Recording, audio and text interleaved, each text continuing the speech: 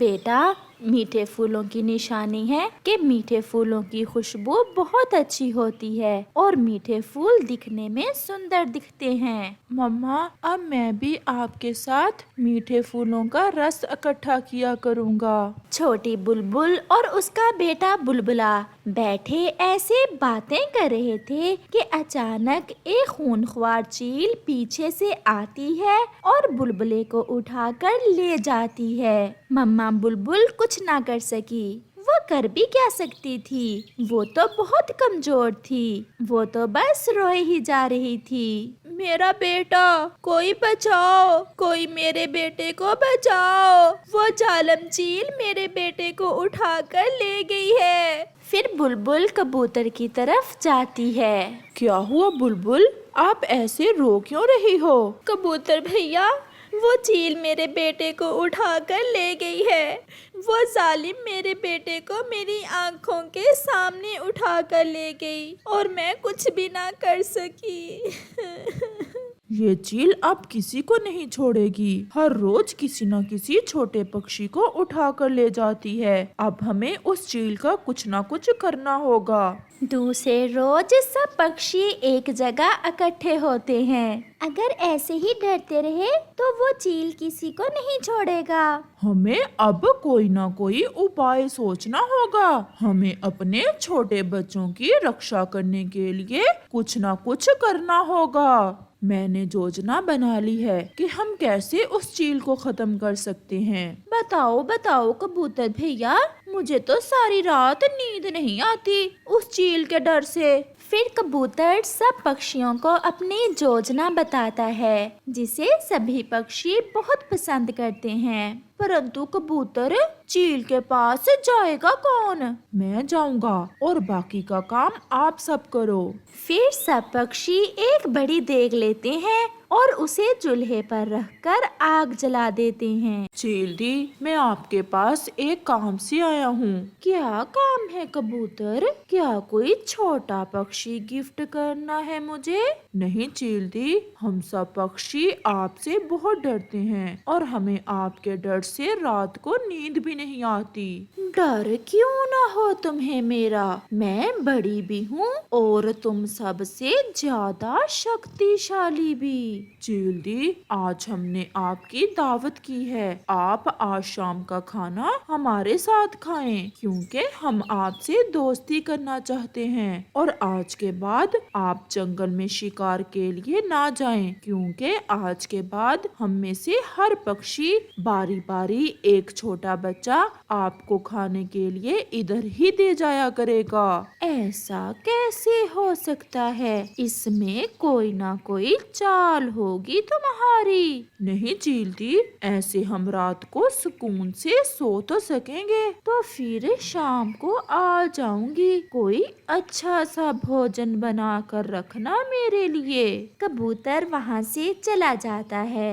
कबूतर भैया, क्या मान गई चील? क्या वो आएगी ना शाम को हमारी दावत खाने? मैंने उसे ऐसा लालच दिया है कि वो जरूर आएगी। आग तेज कर दो और पानी को अच्छे से गर्म करो। कबूतर भैया, अब तो पानी उबलने लगा है। शाम भी हो जाती है। आज उस जालिम चील को मरता देख मेरे दिल को बहुत शांति होगी। कितना रोया होगा मेरा छोटा सा बच्चा जब उस चील ने खाया होगा मेरे बेटे को। चील भी पक्षियों की दावत खाने आ जाती है। अगर इसलिए इकट्ठे होकर बैठे हो कि मुझे डरा सकोगे तो ऐसा सोचना भी ना। नहीं नहीं चील दी, ये सब आपसे डरते हुए यहाँ बैठे हुए हैं। तो फिर क्या बनाया है मेरे लिए? चील दी, आज हमने 2 छोटे फाख्ता के बच्चों का शोरबा बनाया है आपके लिए। अभी पक रहा है। मुझे तो भूख बहुत ज्यादा लगी हुई है कबूतर, और तुम्हारा खाना अभी तक तैयार ही नहीं हुआ। चील दी, हमें तो कुछ समझ नहीं आ रहा। आप करीब जाकर देखें कि शोरबा अभी बना है या नहीं।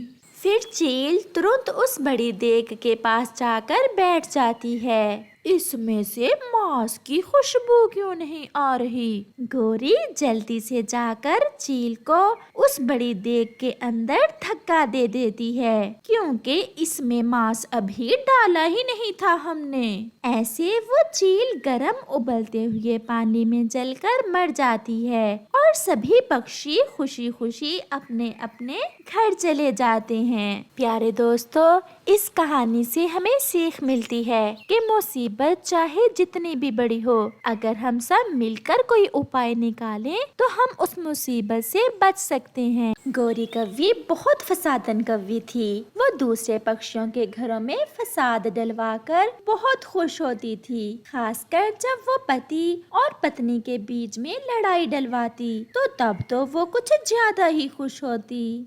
एक दिन वो लूसी कबूतरी के पास जाती है। लूसी बहन, क्या कर रही हो? कुछ नहीं, बस ऐसे ही आराम कर रही थी। लूसी, तुम तो मुझे इतनी कमजोर लग रही हो, और वो तुम्हारा पति न जाने पक्षियों से क्या क्या कहता रहता है। गोरी, क्या कहता है मेरा पति पक्षियों से? छोड़ो छोड़ो, अब क्या तुम्हारा दिल दुखाना। गोरी मेरी सहेली, बताओ तो क्या कहता है मेरा पति? अब तुम इतनी जिद कर रही हो तो बता देती हूँ। कल मैं आम के पेड़ के ऊपर वाले तने पर बैठी थी तो नीचे वाले तने पर तुम्हारा पति कबूतर और वो मोटी चोंच वाला चुगलखोर तोता आकर बैठ गए और वो दोनों चुगलियां करने लगे। तोता अपनी पत्नी की और कबूतर तुम्हारी। कबूतर कह रहा था कि तुम उसके हिस्से का भोजन भी खा लेती हो और वो बेचारा भूखा ही रहता है, और तुम तो खा खा कर मोटी भैंस बनती जा रही हो, और वो तुमसे डरता भी बहुत है। तुमने उसका जीना हराम कर रखा है। लूसी, मैं बस अब तुम्हें इतना ही बताऊंगी। मैं नहीं चाहती कि तुम्हारा दिल टूटे। अब मैं चलती हूँ, मुझे जाकर अपने बच्चों के लिए भोजन भी तैयार करना है। और फिर गोरी खूब मिर्च मसाला लगाकर चली जाती है। शाम को कबूतर के घर से खूब लड़ाई झगड़े की आवाजें आती हैं। गोरी समेत बहुत से पक्षी कबूतर के घर के पास बैठे उनकी लड़ाई सुन रहे थे। तुम्हारी माँ मोटी होगी, तुम्हारी बहन मोटी होगी, बल्कि तुम्हारा सारा खानदान ही मोटा होगा। लूसी, अपना मुंह बंद कर लो, अब मेरी बर्दाश्त से बाहर होता जा रहा है। कहीं ऐसा ना हो कि मैं तुम्हें घर से निकाल दूं। हाँ हाँ, निकाल दो और ले आओ कोई अपनी स्मार्ट महबूबा। बाहर बैठी गोरी के मन में तो लड्डू फूट रहे थे। कबूतर और लूसी की लड़ाई को वो बहुत इंजॉय कर रही थी। अगले दिन गोरी फिर कोई योजना बना रही थी। कल तो गंदी आंखों वाले कबूतर और उसकी पत्नी की लड़ाई देखकर मजा ही आ गया। आज मैं चिड़िया की तरफ जाती हूँ। बड़ा प्यार है उसका अपने पति के साथ। आज तो उनके बीच लड़ाई डलवा कर ही रहूंगी। फिर गोरी चिड़िया के घर जाती है। चिड़िया, आज मैं तुमसे एक बात करने आई हूँ। बात तो परेशानी वाली है, लेकिन तुम्हें बर्दाश्त करना होगा। गोरी, बताओ तो, तुमने तो मेरे दिल की धड़कन ही तेज कर दी है। कल मैं अपने मैके वाले जंगल गई थी। मेरी माँ ने मुझे बताया कि तुम्हारा पति शालू हर रोज वहाँ जाता है और उस जंगल की एक चिड़िया के साथ उसका चक्कर चल रहा है और वो दोनों थोड़े दिनों में शादी करने वाले हैं। गोरी, ये तुम क्या कह रही हो? मेरे पति ऐसे नहीं हैं। कभी कभी हमें जो नजर आता है वो वैसा होता नहीं है। ऐसा कहकर गोरी वहाँ से चली जाती है। ये गोरी बहुत फसादन है। ये मेरे घर में फसाद डलवाना चाहती है। मुझे पहले अपने पति को आजमाना चाहिए, फिर ही मैं उनसे बात करूंगी। फिर चिड़िया जल्दी से एक चिट्ठी लिखती है और उसे रखकर खुद कमरे में छुपकर बैठ जाती है। थोड़ी देर बाद उसका पति आता है। रानो, रानो, कहाँ हो आप? रानो पता नहीं कहाँ चली गई है। अरे ये चिट्ठी कैसी है? फिर शालू वो चिट्ठी पढ़ता है। शालू, मैं अब आपसे बहुत तंग आ गई हूँ। आपके साथ मेरा दम घुटता है। अब मैं मजीद आपके साथ नहीं रह सकती, इसलिए मैं आपको छोड़कर हमेशा हमेशा के लिए जा रही हूँ। शालू वो चिट्ठी पढ़कर मुस्कुराता है और तुरंत किसी का नंबर मिलाता है। हेलो मीना, आज हमारा रास्ता साफ हो गया है। मेरी पत्नी खुद ही मुझे छोड़कर चली गई है। अब हम कल ही शादी कर लेंगे। रानो खड़ी सब सुन रही थी। उसके तो पैरों तले से जमीन निकल गई थी।